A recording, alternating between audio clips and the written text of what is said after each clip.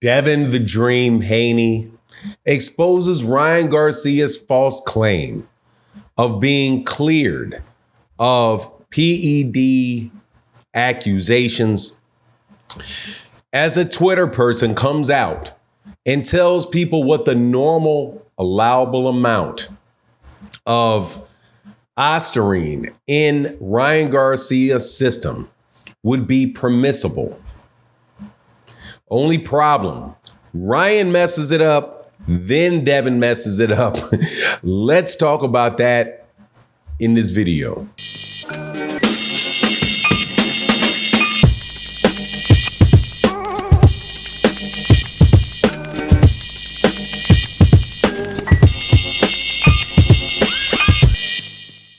All right, welcome back to the channel. It's your boy Fanon, and in this video, man, everything related to the 135-pound, 140-pound division, where Devin Haney's name is associated with it, or Ryan Garcia's name is associated with it. All of it is a big drama show, and it continues. As yesterday, Ryan Garcia was legitimately cleared of one of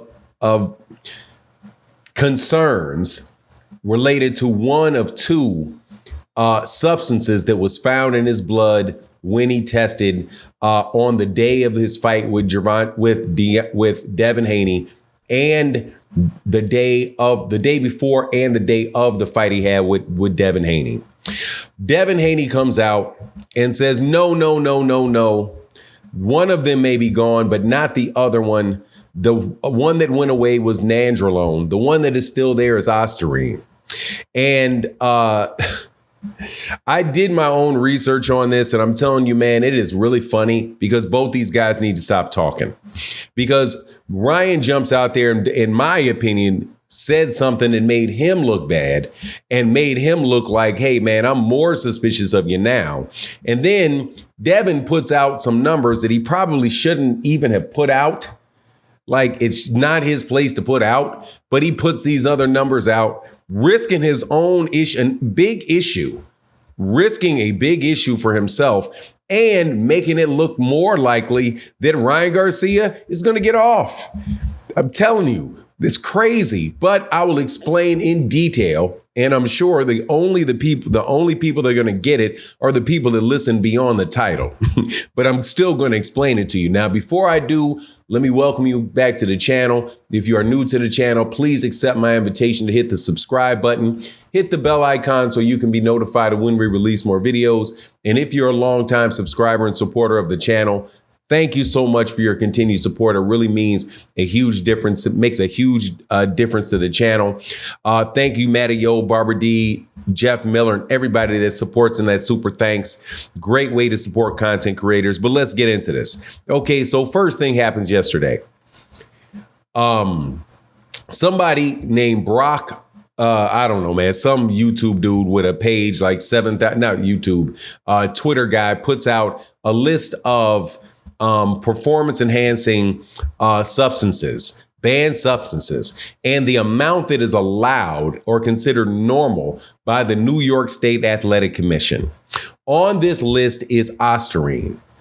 And it says 0.1 ng/ml, that's 0.1 nanograms per milliliter, is considered normal. Ryan Garcia comes out and says, see, I told you I'm clear because of what this allowable amount is. Now, I think to myself, why would you say that, Ryan? It says 0.1 ng per nanogram per milliliter. 0.1. It did not say 1.0. It said 0.1. So when Ryan Garcia's lawyer said that this is in the billionth, you're talking about nanograms you're talking about parts in the billionth. I thought to myself, okay, what's a billionth? What's a billionth of a gram? Oh, a billionth of a gram is a nanogram. That's the 1.0 is the billionth. When you're talking about 0.1, you're talking about in the 10 billionth, significantly smaller than 1.0. zero point 0.1. So I thought to myself, wow, Ryan Garcia, you just put your foot in your mouth. For anybody that actually knows what a nanogram is, or may take their time to figure out, okay, well, if my attorney says we're in the billionth, well, that's 0.1. That's in the nanograms, but that can go all the way up to 0.9. I mean, 9.0 or 9.99. It can go all the way up to that. Then, so I'm like, okay, no, that actually doesn't look good for Ryan, even though Ryan thinks it looks good for him. But then Devin comes out and I'm like, oh my God, Devin, why would you say that? Devin says, no. First of all, I'm messing up in two ways. Number one, Devin, what are you putting out his numbers for? What are you putting his numbers out for? You are not part of the investigation, man. You've got to be quiet. You can't put this man's medical information out to the public, man. Don't you know that in and of itself is a cause of action against you? That's a HIPAA violation. And why in the world, first of all, I don't even know really if if Devin Haney himself should have that information.